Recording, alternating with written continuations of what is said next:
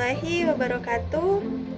Bertemu lagi dengan saya Cika Ardiana, mahasiswa Universitas Terbuka Kota Tangerang.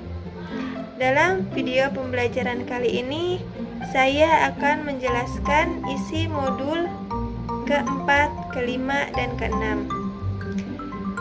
Keterampilan berbahasa Indonesia di SD. Kita akan membahas 3 topik, yakni keterampilan membaca, keterampilan menulis, dan pembelajaran berbahasa dengan fokus menyimak. Membaca adalah dasar dari segala pembelajaran dan merupakan keterampilan yang sangat penting dalam kehidupan sehari-hari, baik di sekolah, pekerjaan, maupun dalam aktivitas sehari-hari. Dalam pembahasan ini, keterampilan membaca terbagi menjadi 2, yakni keterampilan membaca permulaan dan keterampilan membaca lanjutan. Apa sih perbedaan antara keterampilan membaca permulaan dan keterampilan membaca lanjutan?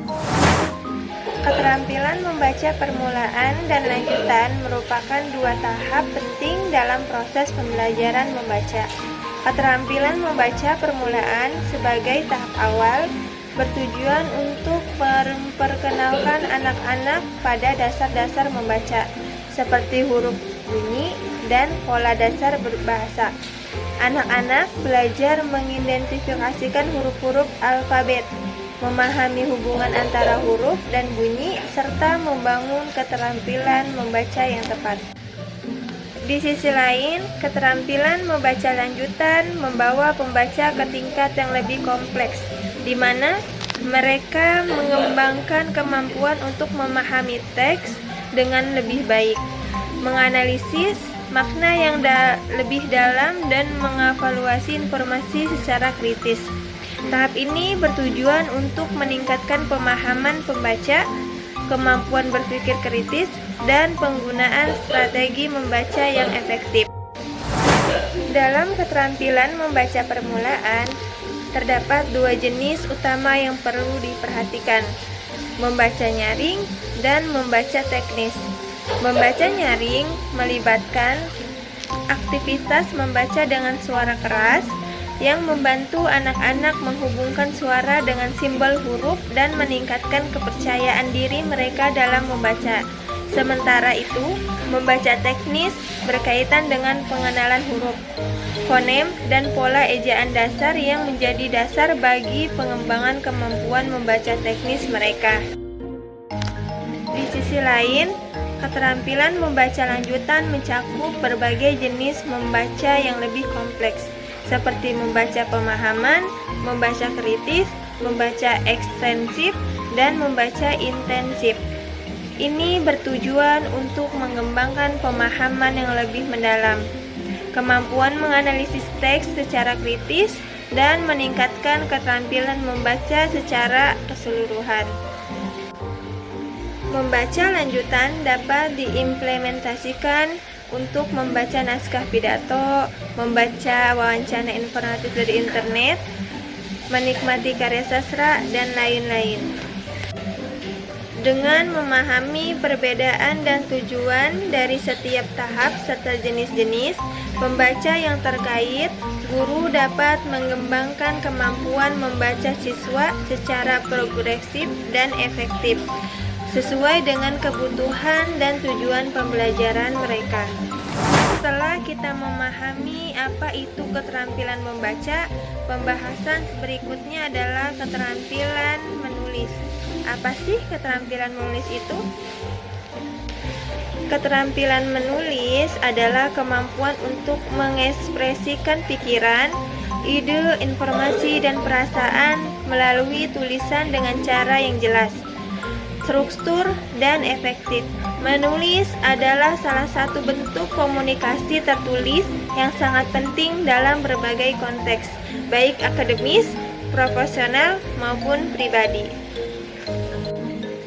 Sama seperti keterampilan membaca, keterampilan menulis juga terbagi menjadi 2 tahap, yakni keterampilan menulis permulaan dan keterampilan menulis lanjutan.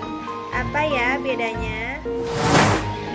Keterampilan menulis memainkan peran penting dalam perkembangan komunikasi individu, dimulai dari tahap permulaan hingga lanjutan. Tahap permulaan menekankan pembelajaran dasar dalam membentuk huruf, mengenali kata, dan menyusun kalimat sederhana. Pada tahap ini, tujuannya adalah memperkenalkan struktur dasar menulis dan melatih keterampilan motorik halus yang diperlukan. Anak-anak belajar untuk membentuk huruf dan kata-kata pertama mereka, serta memahami cara menyusun kalimat dengan benar. Ini adalah langkah awal yang penting dalam mengembangkan kemampuan menulis. Di sisi lain, tahap lanjutan menyoroti kompleksitas yang lebih besar dalam menulis. Penulis pada tahap ini mulai mengembangkan keterampilan untuk menulis dengan lebih struktur dan mendalam. Maka, mereka belajar untuk mengorganisir ide dengan logis, menggunakan tata bahasa yang lebih kompleks, dan mengembangkan argumen atau narasi yang kohensif. Selain itu, penekanan diberikan pada pengembangan gaya penulisan yang sesuai dengan tujuan dan audiens mereka. Tahap lanjutan ini mendorong pembelajaran yang lebih dalam dan penerapan keterampilan menulis dalam konteks yang lebih luas. Perbedaan antara keterampilan menulis permulaan dan lanjutan tidak hanya terletak pada kompleksitasnya, tetapi juga pada tujuan pembelajaran dan jenis-jenis tulisan yang diajarkan. Tahap pemulaan memfokuskan pada pembelajaran dasar dan pengenalan konsep-konsep dasar menulis. Sementara tahap lanjutan melibatkan pengembangan keterampilan yang lebih maju dan aplikatif. Jenis-jenis tulisan yang diajarkan di setiap tahap juga bervariasi. Dengan tahap pemulaan cenderung memperkenalkan jenis menulis yang lebih sederhana, sedangkan tahap lanjutan membawa pembelajaran yang lebih mendalam dan beragam. Dengan memahami perbedaan ini, individu dapat mengembangkan keterampilan menulis mereka secara bertahap dan progresif. Terakhir, kita akan membahas pembelajaran keterampilan menyimak berbahasa dengan fokus menyimak. Dalam pengajaran keterampilan berbahasa, khususnya dalam aspek menyimak, pendekatan pembelajaran perlu disesuaikan dengan tingkat perkembangan siswa. Dalam kelas rendah, kelas 1 sampai kelas 3 SD, pembelajaran menyimak fokus pada membangun dasar-dasar pemahaman dan keterampilan mendengarkan.